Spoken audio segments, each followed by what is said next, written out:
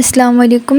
আজকে আপনাদের মাঝে নতুন একটি রেসিপি নিয়ে হাজির হলাম। ভিডিওটি ভালো লাগলে লাইক কমেন্ট ও শেয়ার করে সাবস্ক্রাইব করে চ্যানেলটির পাশে থাকবেন। তো এখানে আমি একটি কড়াইতে তেল দিয়ে দিয়েছি। এখন এখানে রসুন কুচি এবং পেঁয়াজ কুচি দিয়ে হালকা বাদামি করে ভেজে নেব।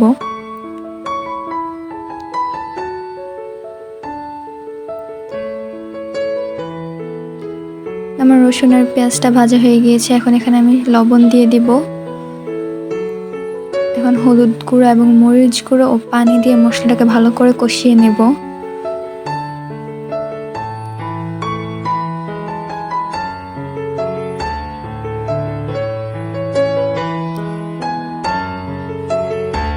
মশলাটা কষানো হয়ে গেলে এখানে আমি চাপা শুটকি দিয়ে দিব এবং চাপা শুটকি দিয়ে ভালোভাবে মশলার সাথে মিশিয়ে নেড়ে চেড়ে নেব।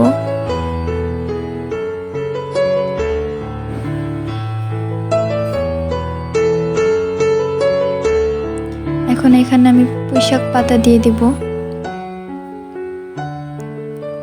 পুঁইশাক দিয়ে আমি ঢাকনা দিয়ে ঢেকে দিব। এখন ঢাকনা উঠিয়ে ভালোভাবে মশলার সাথে পুঁইশাক পাতা নেড়ে দিব।